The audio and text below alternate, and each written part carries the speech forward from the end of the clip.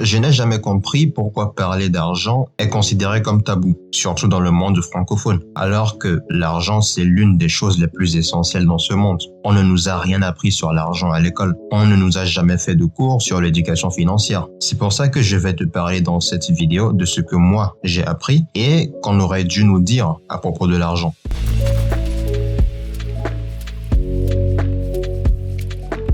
Notre bien le plus précieux, ce n'est pas nos possessions matérielles, ce n'est pas notre physique, ou encore moins notre argent. Le point commun entre ce que je viens de citer, c'est que toutes ces choses sont éphémères. Tu peux avoir une belle bagnole aujourd'hui, puis te la faire voler demain. Aujourd'hui, tu peux être l'homme le plus riche, mais demain le plus pauvre. Si ni l'argent, ni le physique, ni le statut n'est le bien le plus précieux, la seule chose qui reste donc, c'est le temps. Ton temps, si tu le perds, tu ne le retrouveras jamais. Si tu passes des années à ne rien faire de ta vie et ne pas travailler sur toi, dans 5 ans, tu pourras juste regretter, mais tu ne pourras jamais récupérer ce temps. Si tu passes ton temps à croupir dans une relation sans intérêt, qu'elle soit amoureuse ou amicale, ce temps, tu ne vas jamais le retrouver. Tu comprends donc que ton temps, c'est quelque chose de très précieux, que c'est quelque chose que tu ne peux pas te permettre de gaspiller. Cependant, on est dans un monde où c'est totalement normal d'échanger 8 heures par jour contre un salaire à la fin du mois et ce pendant près de 50 ans. Comme arnaque, on peut difficilement faire mieux. On te prend quelque chose que tu ne pourras jamais retrouver et on te donne en échange quelque chose qu'on trouve absolument partout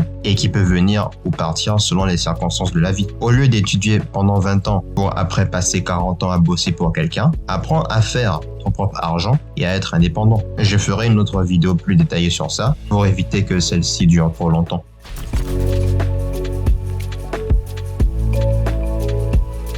Dire que l'argent ne fait pas le bonheur, c'est de l'hypocrisie pure. On est dans un monde capitaliste. Tout ce qui est autour de toi, c'est de l'argent. Tu écoutes cette vidéo grâce à de l'argent, grâce à ton téléphone ou ton PC, ton abonnement Internet, le toit sous lequel tu vis, tout ça, c'est de l'argent. Si tu es en vie aujourd'hui, c'est en partie grâce au fait que tu n'es pas affamé. Et c'est grâce à l'argent que tu te nourris. Alors, dire que l'argent ne fait pas le bonheur, c'est nier toutes ces choses. Si réellement l'argent ne faisait pas le bonheur, pourquoi les multimilliardaires ne balancent pas leur argent au premier inconnu pour aller s'exiler dans une campagne quelque part, vu qu'ils seraient heureux de toute façon? Sans argent, tu ne vis pas. Alors, il faudrait arrêter de pointer du doigt ceux qui cherchent à être libres financièrement, ceux qui font en sorte que l'argent ne soit plus un problème pour eux plus tard. À la rigueur, on peut dire que la luxure ne fait peut-être pas le bonheur, parce que manger du caviar dans un jet, ça va te faire plaisir sur le court terme, mais pas forcément sur le long terme.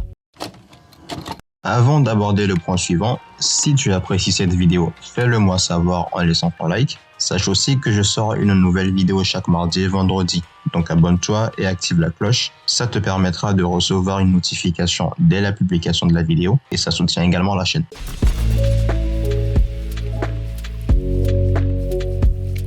Cette règle-là, c'est l'une des règles d'or de la vie, mais qu'on ne trouve que dans les bouquins ou dans les formations. Raison pour laquelle tu devrais te mettre à la lecture régulière si ce n'est pas encore le cas. Ce qui fait que tu te retrouves fauché à la fin du mois, c'est parce que tu ne connais pas cette règle. C'est une règle qui te permet d'avoir de l'argent à la fin du mois, quoi qu'il arrive. La seule chose dont tu as besoin, c'est un peu de discipline. Quand on reçoit un salaire, généralement on commence d'abord par payer ses factures, son loyer, ses abonnements. Ensuite, on passe à sa bouffe, ce qu'on va manger pendant le mois. Et avec ce qui nous reste, on achète diverses choses dont on a besoin, que ce soit des vêtements, des outils pour notre boulot ou que sais-je. Et à la toute fin, on regarde s'il nous reste quelque chose dans les poches. Mais le problème, c'est que la plupart du temps, elles se retrouvent vides. Et ce, bien avant la fin du mois. Certains te diront de faire un budget, de prévoir un montant précis pour chaque groupe de dépenses. Donc prévoir une certaine somme pour les factures, une autre pour la bouffe et une autre pour les divers achats. C'est une solution qui marche, mais dans mon cas, je n'ai jamais tenu plus de 2 mois. Tout simplement parce que c'est facile d'oublier et ça prend énormément de temps. Il faut toujours y penser. La solution que moi je vais te proposer, elle est plus simple. Au lieu de commencer par payer tes factures et tous les achats qui suivent,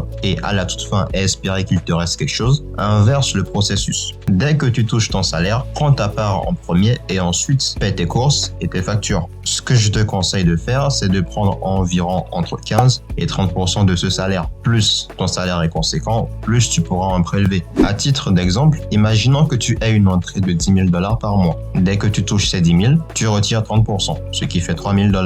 Il te reste donc $7 000. Ces $7 000, c'est ce qui va te rester pour la fin du mois. C'est sur ces $7 000 que tu prendras l'argent de tes factures, de tes courses et de tous les autres achats dont tu as besoin. De cette façon, si tu es un minimum discipliné, tu sais que quoi qu'il arrive, tu auras tes $3 000 d'économie. Et grâce à cet argent, tu peux acheter des formations, investir en bourse, t'inscrire à des séminaires, bref, toute chose qui peut t'aider à te développer. C'en est tout pour cette vidéo. Moi, je te dis à la prochaine.